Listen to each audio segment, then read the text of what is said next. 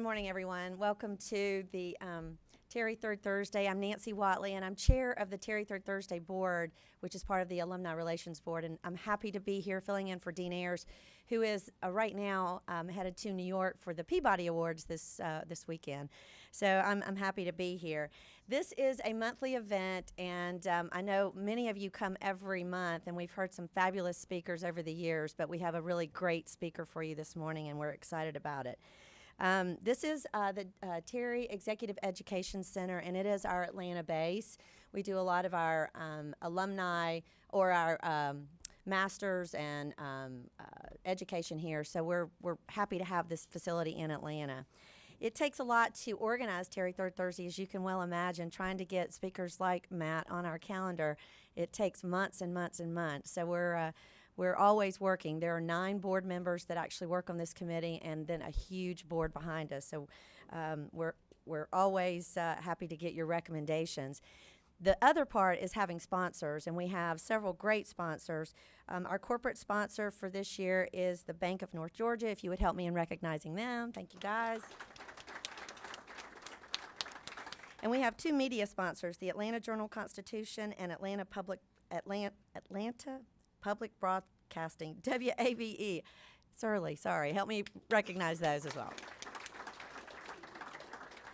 And then our upcoming programs, next month we have the opportunity to hear Nancy Juneau, who is the owner and CEO of Juneau Construction Company and did a lot of work up there at SunTrust Park. So I know y'all will be interested in hearing her as a Terry grad. We are off in July, so you get a month off without having to get up early for a Thursday. Right now, today, I am excited to introduce our speaker today. Matt Stinchcomb is, I got on the back of this, managing partner at Seacrest Partners and a college football analyst for the SEC Network ESPNU.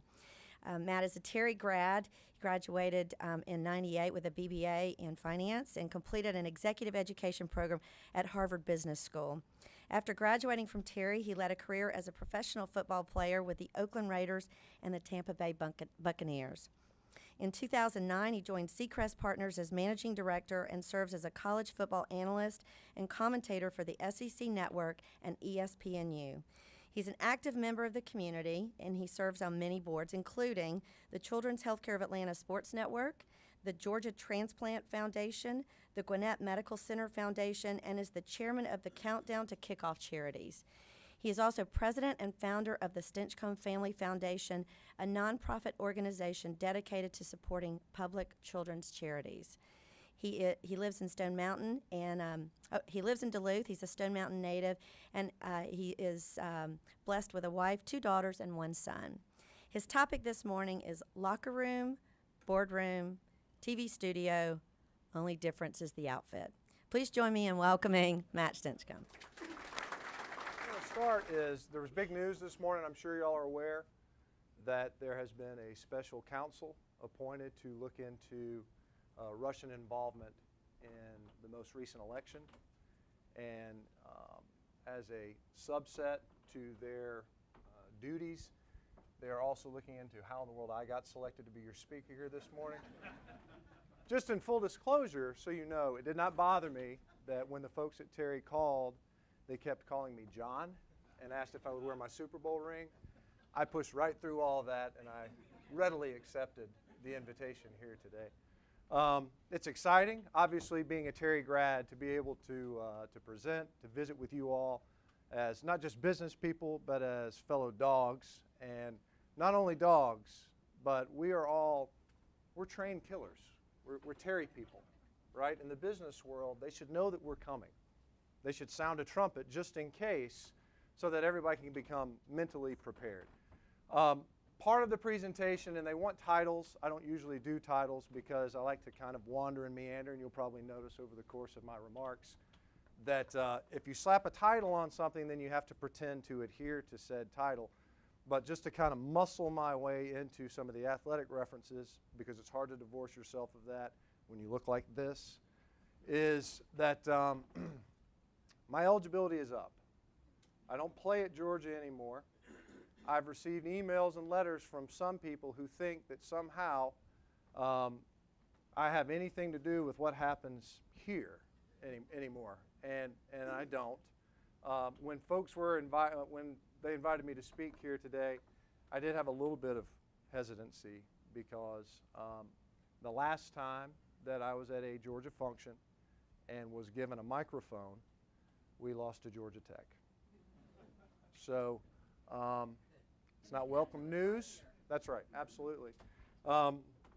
And the challenge for that was, and I assure you that was more difficult for me than anybody else in this room. We went to Georgia. Brother John went to Georgia. There's a faction of us that are Georgia Bulldogs. There's also a small element in our family that went to Georgia Tech, the Institute of Technology down the road. You would never know this except for once every 8 years or so when they no longer speak in binary code but try to communicate verbally with other humans. And they mention that, hey, something may have happened on a football field. There's also other factions within our family. I married an Auburn person, and she has worked very hard to overcome that. I'm very proud of the work that she's put in. There's an element in the family that was not interested in college. They weren't college material. They went to Tennessee. So we've got a lot of different things that are involved in the family, and I've got a lot of other factions to address. But my duties at the SEC Network are to call games. So I thought that this would be important to reference here. This is homecoming, and we'll take a look at just what happened here. We're playing the vaunted Vanderbilt Commodores, and this is their defense. It's a fourth down play right here. And this is Isaiah McKenzie. He's motioning from the slot over here. Now this is after we call timeout, and he moves back here. This is Nick Chubb. He's a great running back. He is not a great blocking back. If anybody watched this game, it did not end great. It was very well designed, but incidentally, this guy right here, he's a first-round draft pick, linebacker. He's on scholarship at Vanderbilt. He's a pretty good football player named Zach Cunningham, and he's going to come right here and end up tackling Isaiah McKenzie. I say all that because all of us, we were all in the stands. When we walk in and we tear our ticket, nobody hands us a clipboard. We don't get a mouthpiece. I was up in the broadcast booth, and so there's really nothing that we can do about anything that happens on the field. We can cheer them on. We can be very excited about it.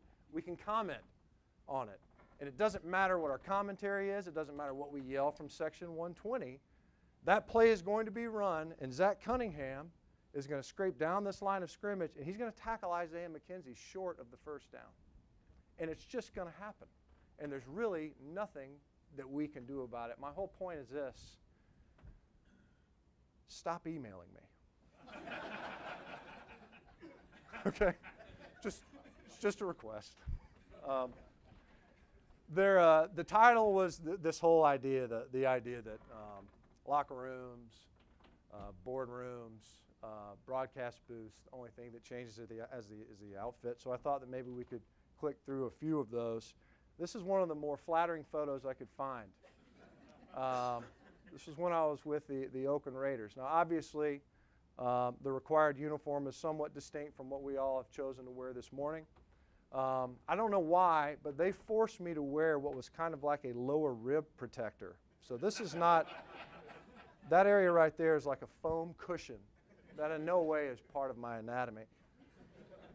But then you end up migrating to the business world, and this is technically a board room. This is actually the Terry board room because we did not even have offices at the time. So we had to borrow Terry's boardroom when we first kind of entered into the business world in a more formal setting. This guy right here you may recognize is kind of pixelized a little bit, but that's David Green, who's my business partner. That morning David had just finished his paper route, and this is before my hairline had sounded its retreat. Those were the days. And then, of course, the broadcast thing. And this is, it's probably not the best selection of the picture. You can see the little microphone right there. And I'm going for the kind of REI Yeti thing. This is what the kids are doing now with the beard. And it's kind of spotchy, as you'll notice. But the outfit, not dissimilar to what we would all wear in a boardroom or in a business setting. And this is just to talk about sports. And as we know, the whole idea at ESPN is they want us to act as if you're just kind of sitting at a sports bar or around somebody's man cave or something, and you're just talking about sports. And we all know that when we're talking about sports, the first thing we do, right, is to put on a coat and tie. So that's why we wear the coat and tie, but you never know what's going on below the desk. And so because of that, you know, you hear about, like on TNT or TBS and those guys, like you'll see some of the NBA commentators, Charles Barkley or Shaq or some of those guys, they'll get up from behind the desk and they're wearing like hoop shorts or something, you hope. And so they get up and they go and they point at the screen or something. They act like they're late getting to break, and us at home kind of get to see behind the curtain for a second. So yeah, it's business up top, but who knows what's on down below. And for me, because of my Georgia allegiances, I obviously wear Georgia Zubaz pants. And don't act like y'all don't know what Zubaz is. I see some of you in here, we have enough gray hair to know that Zubaz are the most comfortable pants ever made and can be worn in a formal setting, am I right? These can be purchased at the Georgia bookstore. It's officially licensed, in case anybody's wondering. The natural progression for a former student athlete, for some of us anyway, is to go and play professional sports, kind of click through some of the scenarios. It's not always to get to go do broadcasting. And so I'm asked many times, how in the world did that come about? I was an offensive lineman. Nobody wants to talk to us. The only people that ever want to question the offensive lineman was, why'd you jump off sides on the goal line? Why did you hold the guy? Because it was an 80-yard touchdown pass. It's never, that was a fantastic cutoff block on that 2-yard gain. Very well executed. And we all noticed it from the stands, and I'd like to write about it in my paper. That never happens. Those conversations are never had. And so there's not even a love-hate relationship with the media. It's a, hey, I'm over here relationship with the media. It wasn't as if I knew or even wanted to be a member of those who just talk about things that other people do. Not necessarily in a critical way. But how did I end up doing it was I did have a little bit of an interest because of some of our philanthropic efforts. To get the word out, you need a megaphone. You need a platform. You need folks to help espouse what it is that you're doing and communicate to others, hey, here's an opportunity to give back, be it to Children's Healthcare of Atlanta or Georgia Transplant Foundation or Terry or the College of Education at the University of Georgia. And so because of that, there was some participation, but I wanted to take it to the next level. And I thought, what do you need to do to get noticed? What do you need to do to set yourself apart, to have an opportunity to work for an ESPN? And if they were to ever start a Southeastern Conference network, which was kind of always the rumblings, especially when the Big Ten started theirs, how could you ever set yourself apart? You know, you're just this endomorphic goon playing offensive line. You don't catch passes. You don't tackle anybody. There's no real flash plays unless everything went wrong. And so you have to find a role model. You have to find somebody that you can pattern yourself after. And I chose one of the more successful men in our industry right now.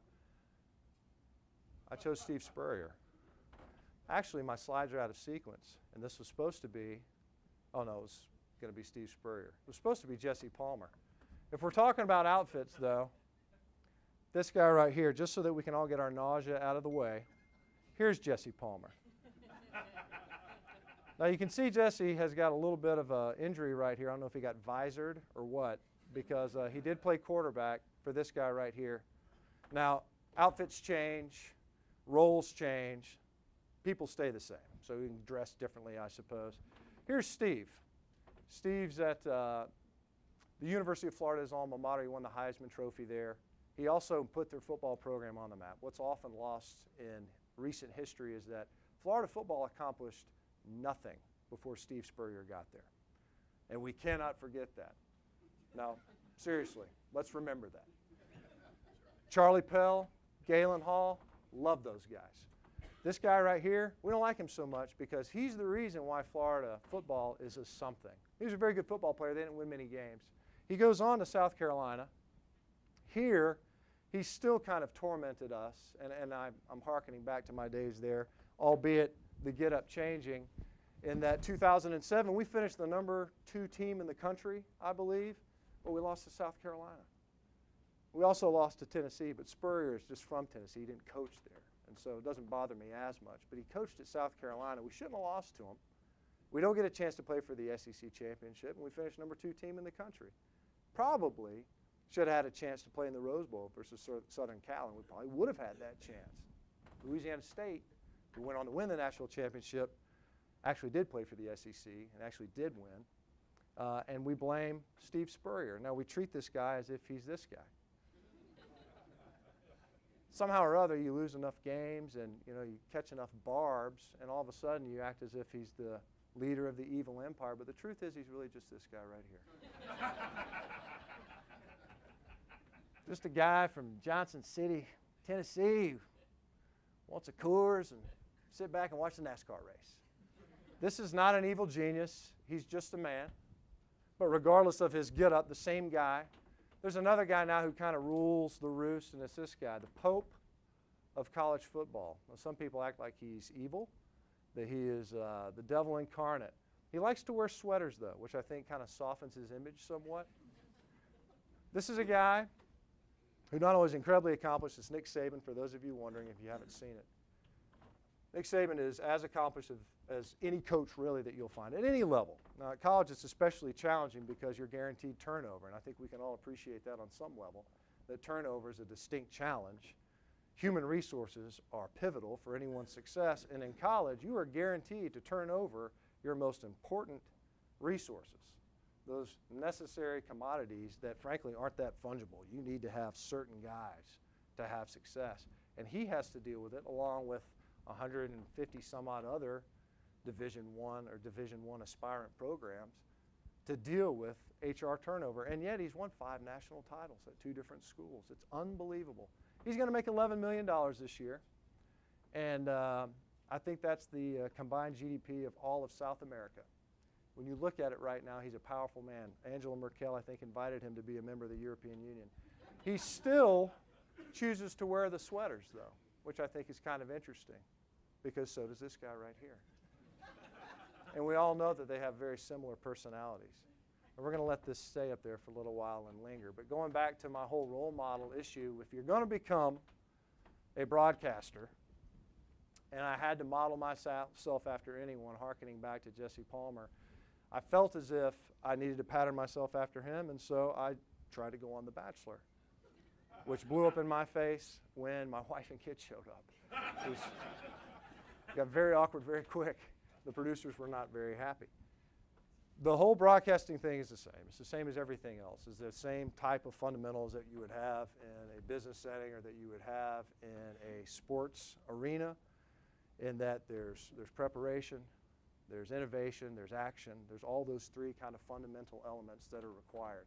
What was great about getting to go into that side of things from a sports journalism standpoint is that you're proximate to some of the great leaders that the game has. So you get to spend time with perhaps a Nick Saban, or you get to sit down with a Steve Spurrier, guys that have accomplished things in somewhat of a unique arena, sure.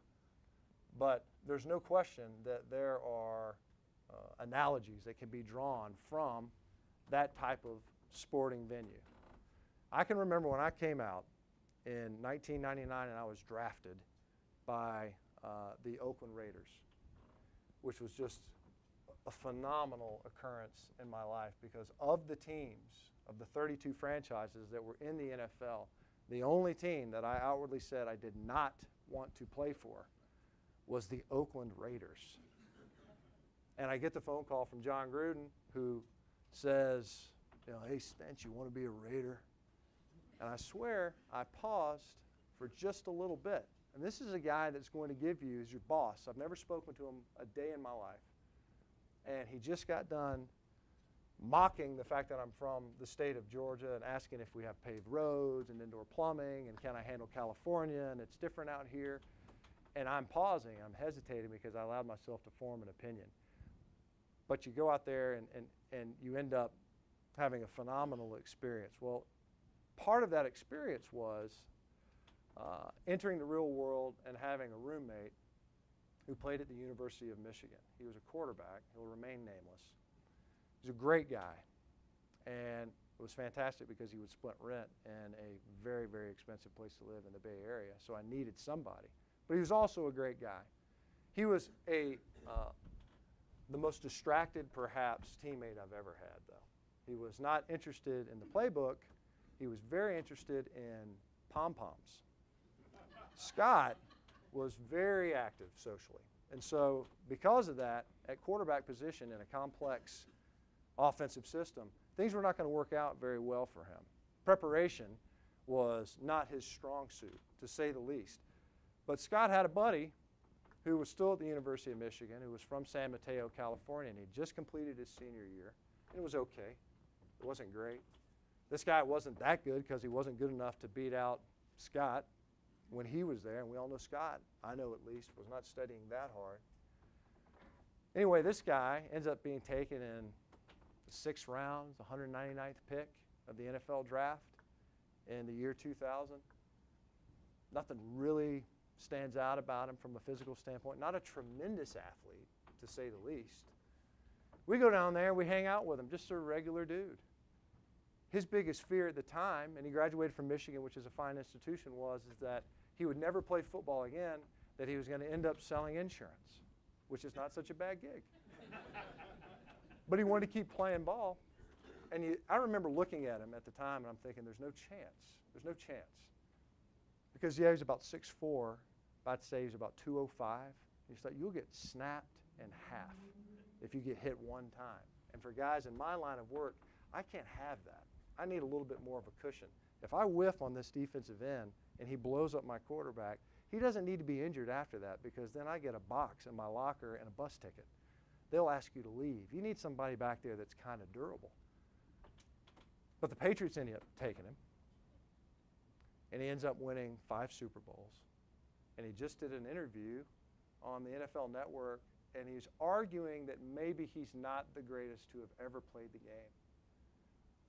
And you're sitting there and you're going, there's no difference between this guy, Tom Brady, if I haven't left enough breadcrumbs.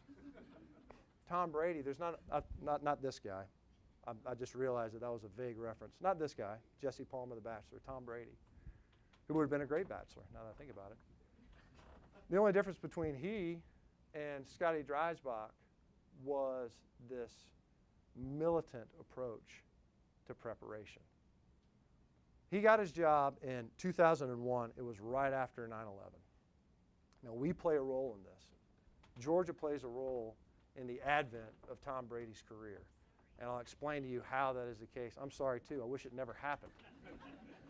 We'd probably have a Super Bowl in our city finally if it wasn't for it.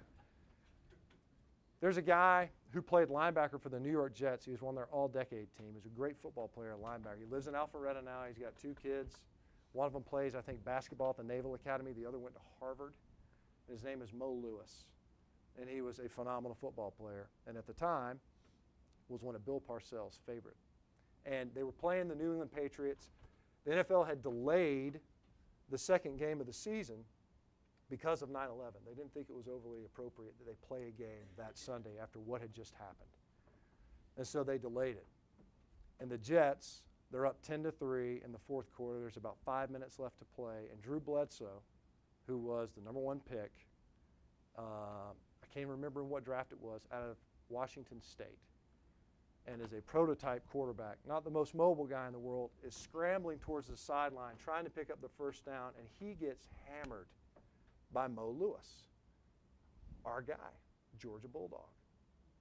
And what they didn't know at the time is that when Drew got hammered, not only was he concussed, but he had severed a blood vessel in the back of his rib cage. And so he's over there on the sideline, and he's all wobbly and googly-eyed. And the head coach at the time is Bill Belichick, who is a cold, calculating winner if there ever was one. And it's how many fingers am I holding up? 2, close enough, get back in there type of a guy. And he put him back in the game. And it's a 2-minute drill, and they're trying to win. They're down by 7, and he can't even call the plays. And it's something that Drew Bledsoe had done many, many times before. And even then, at that point, Bill Belichick realizes that I should have put this guy back in. There's something going on. And so insert the 199th pick from the previous year's draft, Tom Edward Brady.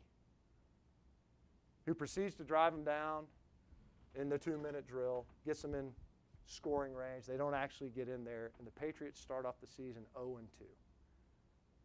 They finish the year with 11 more wins and only 3 more losses. They play us, when I was with the Raiders, in the snow game up in Foxborough Stadium, the tuck rule game, if anybody remembers that one. It changed the course of NFL history in 2 ways. One, they fixed what was a lousy rule because they did apply the tuck rule right. He gets hammered by Charles Woodson. Tom Brady fumbles the football, and they said, no, he pump faked earlier. And because of that, he was just going to tuck the football at that time, and it's an incomplete pass. They get the ball back. Adam Vinatieri kicks a field goal after they illegally clear a spot on the field of snow, I might add. It's not important. I don't think about it much. And then they go on to win the first of their 5 Super Bowls. And they asked Tom Brady, and they're doing it with Drew Bledsoe. I think it was in Sports Illustrated. And they're just sitting down because it is kind of a miraculous sequence of events for 2 men. One guy, Drew Bledsoe, who doesn't play for the Patriots the next year, goes on to play for the Bills, makes the Pro Bowl. He's still a great football player, finishes his career, I think, with the Cowboys. A really good football player who, if he doesn't get hit by Mo Lewis while he's scrambling for a first down, the guy behind him, who, to me, it's not even debatable, is the greatest, certainly the most accomplished football player to have ever played the game, who knows? Maybe he gets traded. Maybe he never sees the field. We don't ever know. And so they asked Tom Brady, what were you thinking when they finally put you in there? When you finally got your shot? Because it's not as if it was scripted. It's not like, hey, Tom, just so you know, your first meaningful playing time is going to be versus one of our rivals with 2 minutes on the clock, down 7, we've already lost a game, and we've got a Pro Bowl quarterback. We're going to pull him and see what you can do, Tom. It wasn't it at all. The guy just got hammered. He got concussed. He almost died. We got to put him in. So we do. Turns out he's one of the best to have ever played the game. And so they asked Brady, what was it like? What were you thinking? What was going through your head? And he didn't say he felt nervous or scared or anxious or excited. He said, I felt prepared, like I was doing something I've done 1,000 times before. David Green, paper route guy, winningest quarterback in SEC history, et cetera, until Aaron Murray got him. David was with the Patriots, and he said that when he was with the Patriots, it was one of the most unique environments he's ever been in, and we'll touch on that in a second. But with Tom Brady, he said he's so unique in that here's a guy that's almost untouchable. He's on the Mount Rushmore of football for sure. And usually over the course of a week, especially later in the season, the starting quarterback's not going to take all the reps because he's Tom Brady. We kind of know what he can do at this point. Let the backup guys maybe get in there, see what they can do, throw with the ones. Greeny's over there saying, hey, Tom, can we get some time? Can we actually play real football and not the scout team look squad all the time? Let's get out there. I want to throw to David Patton. I want to see what he looks like. I want to throw to some of the starters. And he said Tom Brady looked at him like he was nuts, like he asked him for a kidney or something. No, I'm not going to let you play. He said, do you know how I got this job? He wasn't going to get Wally Pipp. Does everybody know who Wally Pipp is? Wally Pipp was the guy that Lou Gehrig replaced. Lou Gehrig was the Iron Man of baseball. Wally Pipp wanted to take the afternoon off. He wasn't even injured. He was just like, I think I need a breather. They put Lou Gehrig in. Wally Pipp never got back in. He never got back out on the field. Tom Brady was militant about his preparation more than anything else. They were talking to Bill Belichick the other day, who I think really is Darth Vader. And despite the fact that he is the most accomplished leader, I think, in sports, maybe in all of organized sports, throw in John Wooden, all of them. And he's got a kind of a military background in and of himself, and he likes to talk about this Sun Tzu guy, the ancient general military strategist, wrote The Art of War, and he'll drop that stuff from time to time. I think it's from having grown up in Annapolis, Maryland or something, but he kind of analogizes football to war in some respects. And his whole thing was, he says, if you know yourself and you know your enemy, then you need not fear the outcome of 100 battles. That if you can prepare and you can prepare and you can prepare, then you should be able to succeed. Now, there's a balance there, of course, and he talks about this as well, where you don't want to over-prepare. And in a football setting, it is as diverse of a group of people as you'll ever find. There are country guys, there are city guys, there are guys from the north, guys from the south, from the east, the west, there's surfers, there's hillbillies, there's all kinds of different, there are smart guys, there are guys that aren't as smart. None of those guys play offensive line. But you have to be able to communicate to all of those guys. They all have to be able to understand what it is that they're trying to accomplish. But his whole thing was, you have to prepare. You have to be able to prepare. And if you can prepare, then you should be able to win. You should be able to overcome just about any type of an outcome. So, football is not war, but it's the close analogy that we can have in a civilized society. So say you're down, I don't know, 25 points in the Super Bowl. Just hypothetically speaking. It's the third quarter. It's the largest deficit. No team's ever come back from that. But you need a lot of things, for sure. One would be the greatest football player that's ever played the game, possibly. That comes in handy. But the other would be some type of preparation. It's not X's and O's. It's a mentality more than anything else, is that we can do this.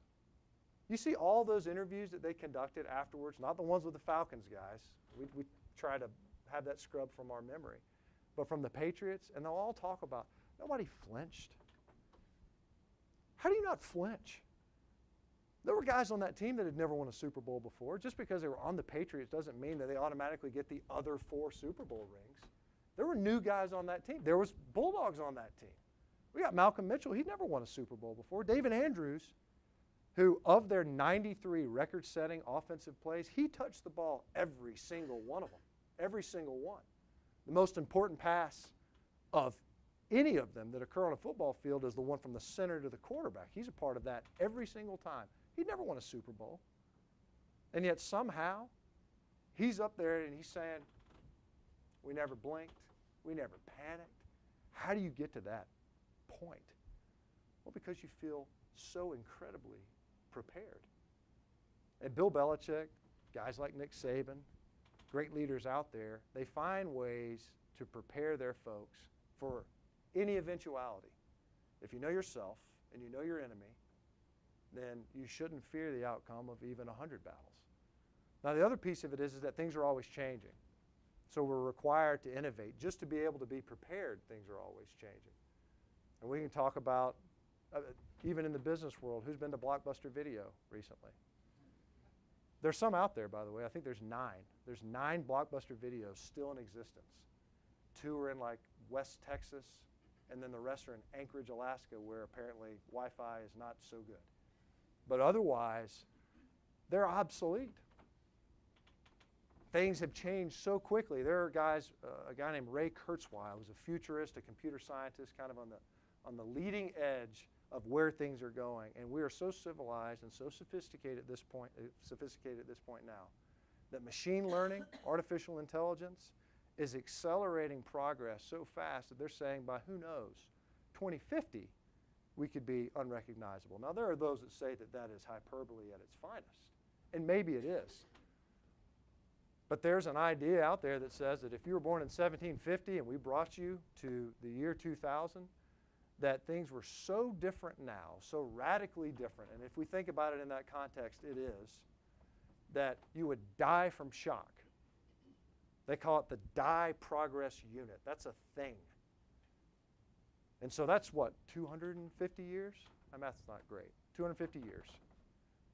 To accomplish that, if you were in 1750, you would have to go 500 years back in time. You would have to bring someone from 1200 to 1750 for them to be that shocked and awed.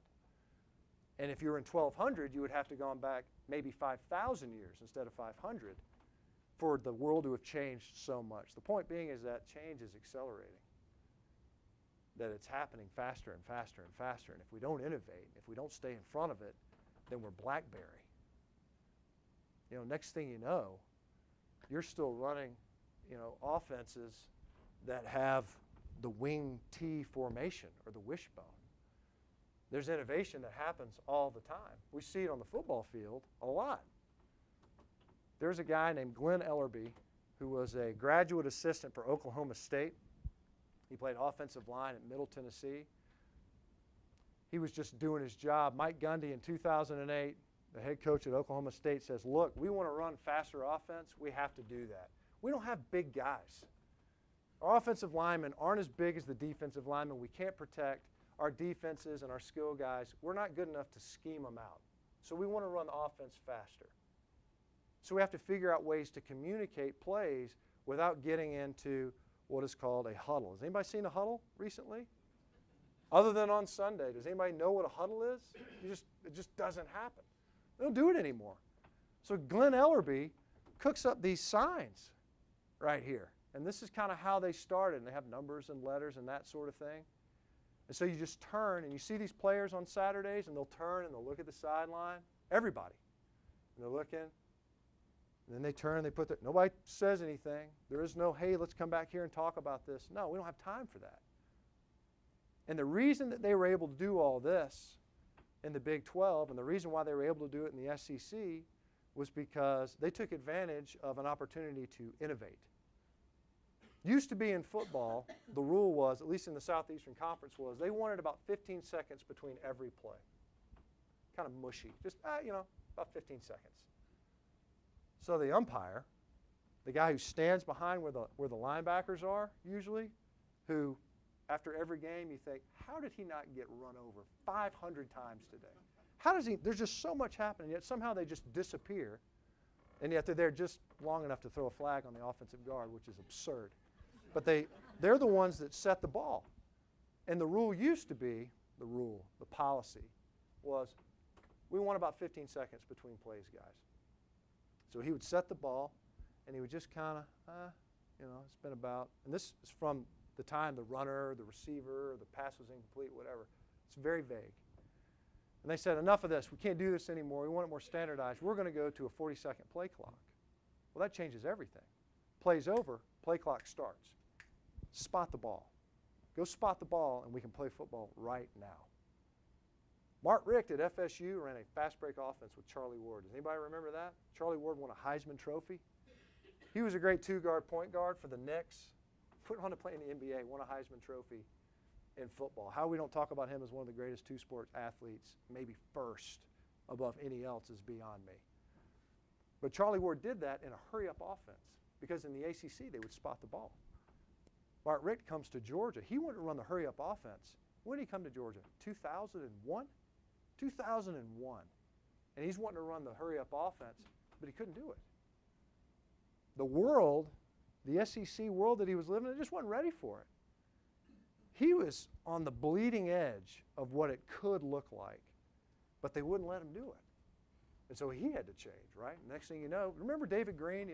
He was always doing this. He's looking at the sideline, he's doing this, or he's doing this. And you're saying, what are you doing? Are you keeping your arm loose? Is it like a carpal tunnel, or what is this?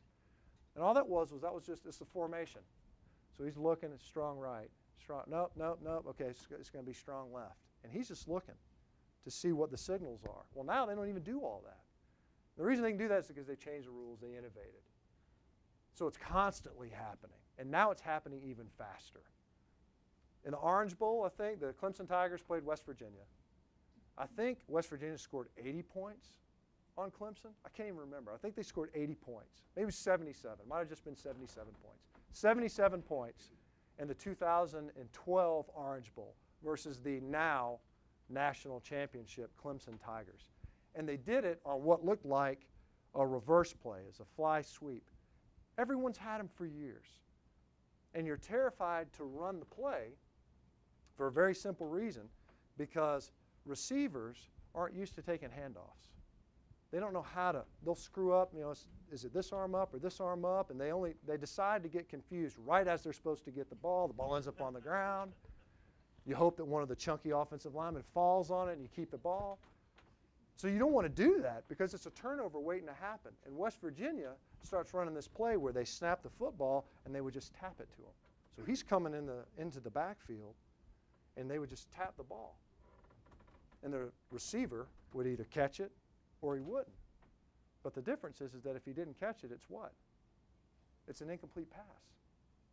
You live to play another day. In fact, you don't even lose the yardage. You go right back to where you were. But in the meantime, you gain all the advantages of having a guy with a running start get all the way to the edge. You see teams run it all the time now. Georgia Tech runs something that might as well be a tap pass. A lot of teams run this tap pass. Where in the world did it come from? What an innovative concept. Dana Holgorsen, the head coach at West Virginia, is a genius. And after the game, it's one of the first questions they asked him because they carved Clemson up with that play. And the guy that was the defensive coordinator at the time, Kevin Steele, who's a great coach, and he's at Auburn now, and he's a defensive coordinator. They'll have a great unit. Clemson fired him because of that game, partially. And they're talking to Dana Holgorsen. Dana, how did you come up with this play? And he said, oh, hey, man, I got to thank my buddy Bob Stitt, who's now the head coach at Montana. But at the time, Bob Stitt was the head coach at the University of Colorado, School of the Mines. Has anyone ever heard of that school? Ever. I don't even know what division they're in. But he said, I went out there and I visited my buddy Bob Stitt at the University of Colorado School of the Mines, and he got it right in the interview. And he was out there, and he does all kinds of outside-the-box stuff, and this is one of the things that he was doing. And I thought, what a great idea. So the whole thing is that, yeah, there's innovation. Sometimes it's born of necessity. Sometimes it's just a graduate assistant that does it. Sometimes to innovate, you know, instead of creating something, you know, to adapt and overcome, sometimes you just have to adopt so you can improve. So he goes out to the University of Colorado School of the Mines. He didn't come up with the tap pass on the fly sweep, but it's a great idea. And so now I'm going to introduce it, and that's an innovative concept for what it is that we do. It doesn't work for everybody. You know, in the national championship game, the Oregon Ducks, they run a very fast-paced offense. This is in 2013, I believe. And no, it's 2010. Because Darren Thomas is the quarterback. And you can see how they went from this right here, somewhat complex, lots to see, lots to look at. Football players are simple animals, to this right here, where you got Jim Rome, a clover, groceries. This is probably for the offensive lineman. And then, you know, they're taking a shot at the Auburn debate team. I don't know why. That seems completely unnecessary. But that was something that they decided to change and kind of become from a play calling standpoint. I'd read a couple weeks ago, I'm a big Amazon Prime guy now. Who isn't? Does anyone not have Amazon Prime in the room? It's not a commercial. I'm just wondering. Everybody's got it. Everyone's doing it. Everyone's got the Amazon Prime. It was started, the IPO anyway, for Amazon was 20 years ago and 3 days. So it was May 15th, 1997, is when Jeff Bezos, I've been saying his name wrong for a long time now, Bezos, when he took his company public. And so now, Jeff Bezos is the second wealthiest man in the world. So, tough times in Nebraska right now for Uncle Warren. I think Bezos is $74.9 billion is his net worth. And then you look at Warren Buffett, he's only 74.2. So remember the Buffett family today as you go throughout your activities. And it's interesting too because that decimal point represents hundreds of millions of dollars. So it's just a $700 million gap. Sounds like nothing. It's like when the Mercedes-Benz Stadium and they said we're something 0.2 billion over budget, but it's just 0.2 billion. You're like, it's $200 million bucks. So it's every billion 700, 100 billions if you're Jeff Bezos. So he's about $75 billion. And he was talking about some of their mentality and the importance of action and going back to the whole idea that we're accelerating our returns, how things are happening faster and faster and faster. And he talks about high velocity decision making. And I thought that was kind of a very complex and ornate way of saying, just think fast. Decide quickly. You know, there's a military concept, the OODA loop. Has anybody read that book, The OODA Loop? It's what? Observe, orient, decide, act. Boom, boom, boom, boom, boom. You're flying a jet. So is he. You know, you're the good guy, he's the bad guy. We don't have time to, you know, convene a committee here. We got to pull the trigger, quite literally. And Jeff Bezos, almost did it again. Bezos, he's worth $75 billion. I should get it right. He says high velocity decision making is key to their successes. Now, it's a somewhat unique space. You know, they're delivering things via drone now. We could order things and get it within 3 hours in certain metro areas, which is almost like magic. The barrier to the actual financial transaction is terrifying, is it not? My wife and I have the same Amazon Prime account. I get emails all day long, all day. It's scary. And he's saying that we have to be able to make these decisions quickly. And they have this concept that says it's disagree and commit. Disagree and commit. We're not all going to agree. The process of arriving at the perfect decision is not important. It's not as important, and he puts a percentage of about 70% of the time, it's not as important as just making a decision. If you have the right people around you, you all don't have to fully agree. This is Bezos talking, the $75 billion guy. You know, so maybe it's not right for everybody, but it has certainly worked for them to not get kind of hung up in the weeds of pulling the trigger. And I'm sitting there and I'm thinking, and we're talking about boardrooms, locker rooms, and high velocity decision making. This right here is a board meeting. And that's all it is. And it seems like it might be a dictatorship, and this guy says and does whatever it is that needs to be done, and all these guys listen. And they do initially. And then they walk up to the line of scrimmage, and they realize that what we have called in the huddle is not going to work versus what these guys are showing us. And so now we have to innovate. We have to adapt somehow. We don't have time to stop and talk about this, guys. We can't go and huddle up again. There are decisions to be made. Once I put my hand on the ground, there was none of this. Wait a minute. What was the snap count again? I'm sorry. I'm confused. I wasn't paying attention this week. There's none of that. First of all, it's a false start. That's how you get interviewed after the game. But the other piece of it is that there's just not time. At that point, the die is cast. You have crossed the Rubicon. We're going to do something. We're going to act. It's time for Jeff Bezos, the football strategist, just genius that he is, and if you've ever seen him, you can tell he's got a strong football background, that you have to make a high-velocity decision at that point in time. You've got to pull the trigger. And it's not important that everybody's on the same page. I mean, that everybody agrees, but it is important, rather, that they are all committed to the same thing. One dies, we all die type of a mentality. We all have to be doing the same thing. They never asked me as an offensive tackle if I liked the play call. I never got any input. When coaches call timeout, you'll notice that the only guy that runs to the sideline is the quarterback. You never see the offensive line guys waddle over there to talk to the coach unless they're going to get water and they're on the near hash. You're not going to walk, first of all, because you're tired. But the other part is that they don't care. They don't care. You have to be willing to commit. They don't want your agreement or disagreement. And you have to be able to act in a moment's notice.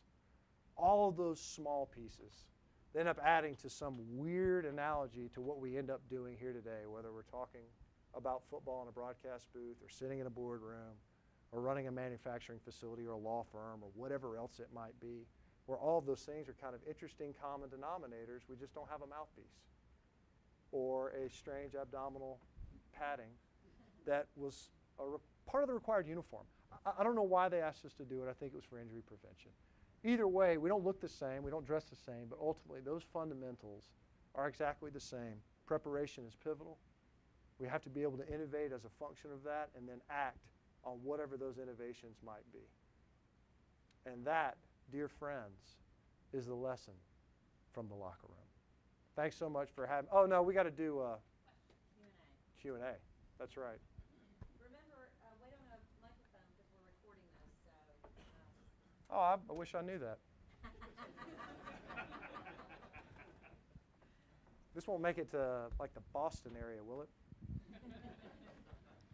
Matt, talk to us like coaches that we are and tell us what exactly we're looking for in Georgia's offensive linemen this year. What constitutes success and what is going to make the difference in whether we win or lose from our offensive line? Well, as you know, the most important element of any successful football team is its offensive line. And that is without discussion.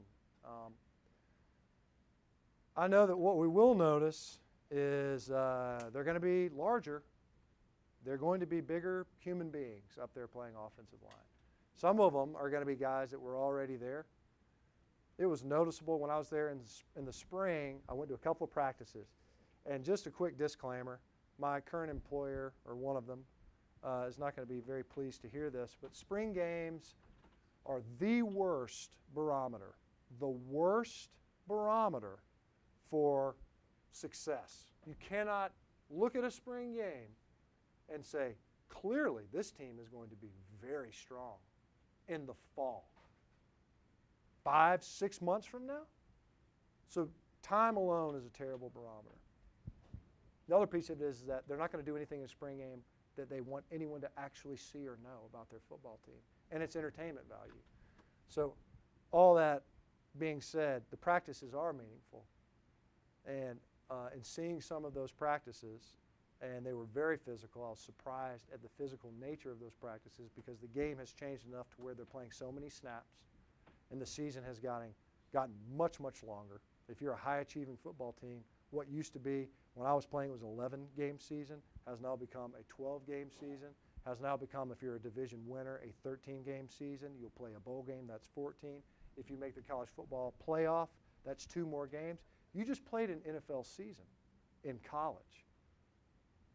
You see guys a lot now. I'll be interested to see if they hit that rookie wall. That was a very real thing. Physical practices don't happen that much anymore because of it. You're just playing more football. But Georgia was getting after it. They were practicing full speed, tackle to the ground, ones versus ones, best on best with the guys that were healthy. And that offensive line looked a lot better. And it looked a lot better versus a defensive front that didn't have Trenton Thompson, which is different. He is a difference maker. He is an attention getter, no question. If you don't pay attention to him, then he's going to be doing the lambada on your quarterback. You better take care of him. He went out there. So maybe they looked better. Maybe it was a false positive. But just looking at it from an eye test standpoint, just looking at these guys, they are bigger and they're leaner. You know, the whole mentality, bigger, faster, stronger, and all that other. They didn't get taller. I don't know that they're necessarily heavier, but from a functional weight standpoint, because if you're 350 pounds, but it's not the right 350 pounds, it's not going to help you much. These guys are bigger, and the guys they're bringing in, I think there'll be some young guys that'll play. I think there'll be some young guys that'll have to play. That's not the A plan. You never want to be playing with freshman linemen in this conference. It's too physical. The defensive linemen are too good. That's the other piece of it now is that the defensive linemen are better than offensive linemen, as much as that pains me to say. They're better athletes. They're bigger. They're faster. There's more of them. Now, because of the way offenses work, you don't see a lot of jockeying in and out of the offensive guard or tackles or whatever. They play the entire series of however many plays at this breakneck pace. But you watch the defenses. If the offense substitutes a skill position, that defense is going to substitute. And if they can, they're going to substitute big bodies. So those defensive linemen, if they can, they'll play them 2, 3, 4 plays at a time. And then they'll rotate out. And if you're the offensive guard and you're 320 pounds, and I've been in here this entire drive, and this guy just got in here. And he's fresh-legging me to death because he's all squirrely and jumpy. He hadn't even been in the game yet. And I'm gassed. All that to say, we'll see some young guys. I think we'll see them early this season. It might be the kid out of New York. I don't know. But I think it'll be improved. I hope that it will be improved. I think that they've made some adjustments offensively where it will take some of the pressure off of what they tried to be a season ago. Yes, sir. A couple of high-profile quarterbacks are moving into big broadcast jobs. That doesn't, to me, look as easy as some people make it. How do you think Romo and Cutler are going to do in their first year? I am anxious to see. I don't know. It's not for everybody. And it might not be for me. I mean, I don't know if you saw a couple of weeks ago. You just never know. I mean, that industry is a strange one in that I don't know that, we talk about change and how fast things are changing and what we value and how we consume media and that sort of thing. And the job is different. The job is different now, where it's more, the color guy is to be more colorful, or almost has to be. And it's hard to do that because nobody huddles, so there's not much time to talk between plays. Now in the NFL it's different because it's a more methodical pace. But there have been some great players, some really good business people even, that were not very good announcers. And by good, it doesn't mean that they didn't know what they were talking about, but by whomever's estimation, they weren't that good. I don't know how good these guys are going to be. I mean, there's really no way of knowing, I don't think. Jay Cutler is an interesting personality in and of himself. Tony Romo seemingly would probably translate better just because he seems like more of an extroverted fellow, but it's hard to say. I mean, you look at like a Joe Montana, he kind of did it for a little while and then he kind of didn't do it anymore. There have been guys that Eric Dickerson, Emmitt Smith, I mean, great players. Jerry Rice, who do it for a little while and then they just don't want to do it anymore. And maybe it was their decision, maybe it was someone else's. I don't know. The quarterbacks have an advantage though because they see the entire field and they have to understand what it is that's trying to be accomplished. And then it's an offensive-minded game. Nobody wants to see a 10-3 game is a boring, horrible game. This is bad football now. That's what it's become. Alabama LSU is low scoring and people are miserable. And you'll see the commentary across the country be like, this is just bad football. I mean, there's a lot of people out there, me included, would be like, man, I thought that was like a masterpiece. It was just really good defensive, physical, hard-fought, low-scoring football. Can that still happen? Maybe not. But it's an offensive game, and so because of that, those quarterbacks are already kind of predisposed, I think, to do a really good job. Kind of explain why did what just happen. And they're the most important part of that every single snap anyway. So they're in a great position to be able to do that. Yes, sir. Talking about innovations and change. You might have unique insight as to this, but how or what? Well, ESPN, first of all, is not the only game in town. And they are losing subscribers, and consequently they're losing top-line revenue. They aren't losing money. It's still a profitable unit within the Disney companies. I'm not saying that in a defensive manner. There's no question. They're losing a million subscribers, I think, a month over the trailing 12, something to that effect. They peaked at 100 million homes. They're just under 90 now. So, you look at some of the numbers and the kind of doomsday scenarios as far as where is ESPN and their money going to go, and it's not just ESPN. There's also the SEC Network. The SEC Network has lost some subscribers due to cord cutting.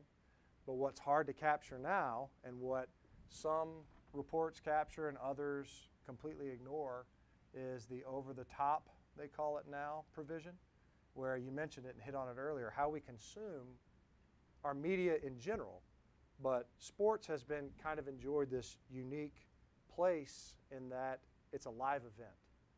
And so a DVR'd game, you're wrecked if you think, oh, I'm going to DVR, I'll watch it later. Nobody talked to me about the game. The information's everywhere. You're not going to be able to avoid it. I mean, there are refrigerators with televisions in them, with ticker scrolls, and you see the score. Now you don't even want to watch it.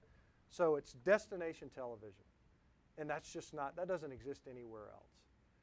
That said, I consume almost all my sports media, and unless a game that I'm actually interested in highlights that sort of thing, digitally on a screen, however much my little iPhone, whatever it is, affords.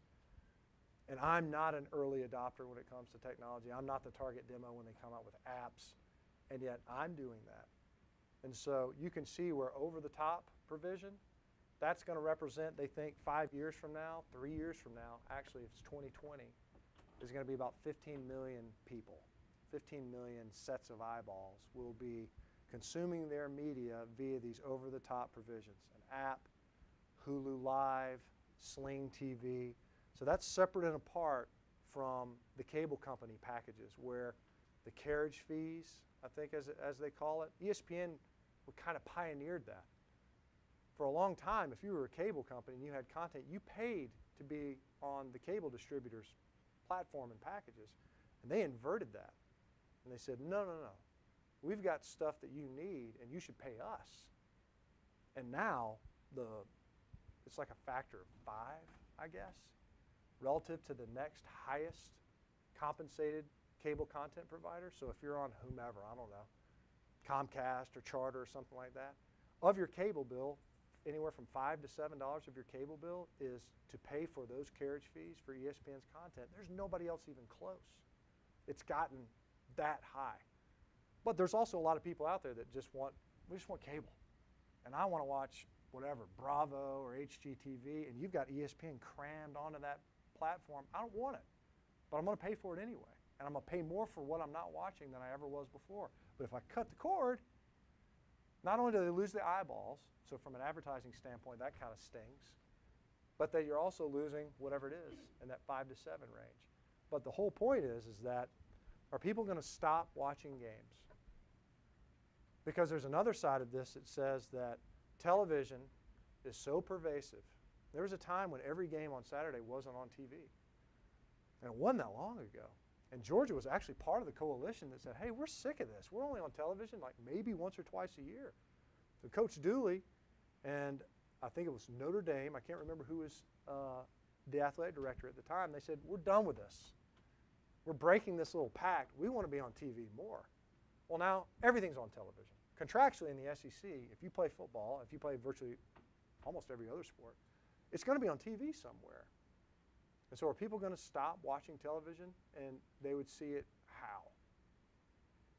One of the things that they did at ESPN was SportsCenter was like a thing. SportsCenter that was destination television. If you want to know what happened in the sporting world, you watch SportsCenter. But if you don't like hockey, and they're doing a run of hockey highlights, and you're sitting there going, I just want to know what happened in the whatever, Wake Forest NC State game, I'm going to change the channel because I'm sick of hearing about hockey. So they came up with that little tower. This is what's up next. And all that was a ploy to just stick around. Just stick around.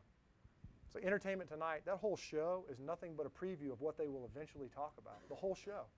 Coming up next. And that's like at the top of the show. Later on, we're going to talk about something. And then later on, just before that, we're going to talk about something they never talk about until the last 5 minutes. And the whole thing was just to get you to stay. So they come up with that tower.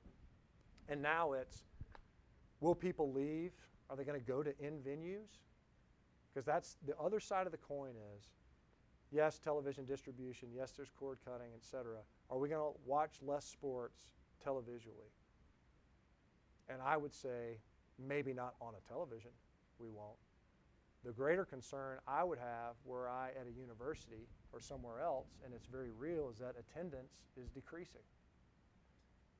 And if that's the case, even in the Southeastern Conference, where we are in kind of, the Goldilocks zone, it's just right. Everybody wants to come and watch our games. If we have disposable income and time, they come and watch our games, and yet our attendance is decreasing. Kentucky renovated their stadium and they contracted capacity. Tennessee quietly has contracted capacity. And it's not because people are just banging on the doors to get in there. People watch games on television. If gas is $3 a gallon, it's hot, it's hard to get in and out of there, whatever. It's not a very compelling matchup. We're playing at 4 o'clock. It's hard for me to get home that night. I'll just watch it on TV. So I think the bigger challenge, is for on campuses and for universities, college football programs, athletic departments just in general, is how do you get people to come to your games? Because eventually, you know, there's a very real chance that, I mean, we got high def now, 4K. They tried 3-dimensional television, which you had to wear those goggles, but if you didn't, man, that was pretty sweet. Macy's going to kick me off. The whole point is that I think that's a greater challenge than those rights going away long term. Thanks, Nancy. No, help me in thanking Matt. Thank you so much. Thanks. Hey, no, stay here, stay here, stay here. It is our tradition to give our Terry Third Thursday speakers at this wonderful little statue by A Loretta jelly Eby. bean. Yes. It's A red and beautiful. black. A red and black jelly jelly bean. Thank you very much. Yes, thank you. Thanks, everybody, for being here. And don't forget, your parking can be validated. Thanks, Matt, again. Thank you.